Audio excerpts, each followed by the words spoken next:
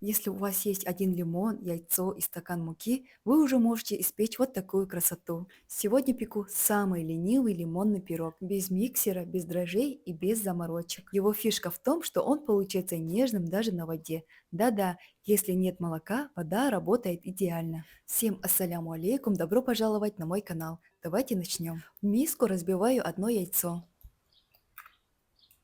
Добавляю 150 граммов сахара. Пирог получается сладким. Если не любите сладкий, можете убавить количество. Вливаю 200 мл молока. Если нет молока, берите воду. Вкус будет чуть проще, но все равно вкусно. Добавляю 40 мл растительного масла и щепотку соли. Теперь все хорошенько перемешиваю венчиком до растворения сахара. Взбивать до пены не нужно, просто чтобы сахар растворился. Беру один лимон. Сначала натираю цедру на мелкой терке. Это очень важно, трем только желтую часть, потому что белая горчит. Отправляем цедру в нашу смесь. Она даст тот самый лимонный аромат. Теперь разрезаю лимон пополам и выжимаю сок половины лимона. Это примерно 2 столовые ложки. Сок вступит в реакцию с разрыхлителем, и пирог получится еще пышнее. Пока вы смотрите это видео, напишите, пожалуйста, в комментариях, из какой страны или города вы меня смотрите. Просто интересно знать, куда попало мое видео. Теперь сухие ингредиенты. Беру сито, всыпаю 250 грамм муки. Мука насыщается кислородом, и пирог получается более воздушным. Плюс уберете комочки. Сразу к муке добавляю 12 грамм разрыхлителя. Немного перемешиваю венчиком прямо в сите и просеиваю все в миску.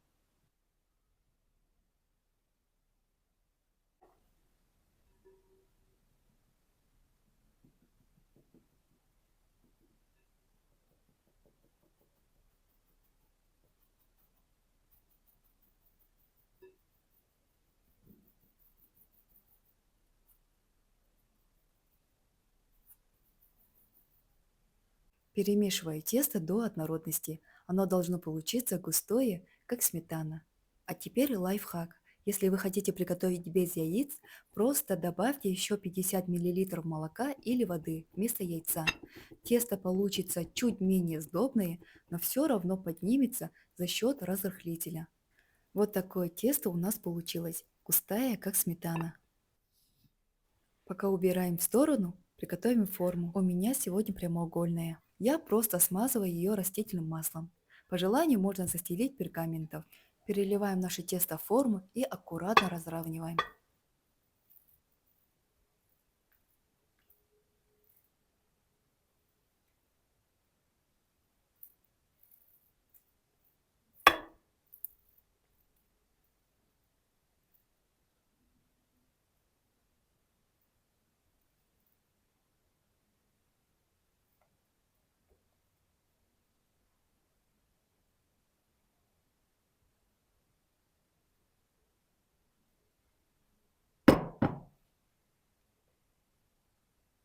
Отправляем в разогретую духовку на 180 градусов на 30 или 35 минут.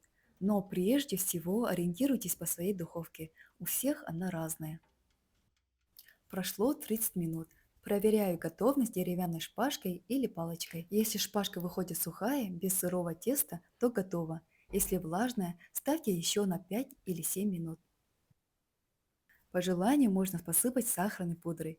Она скроет мелкие трещинки и добавит сладости. Давайте разрежем и посмотрим, как внутри получилось.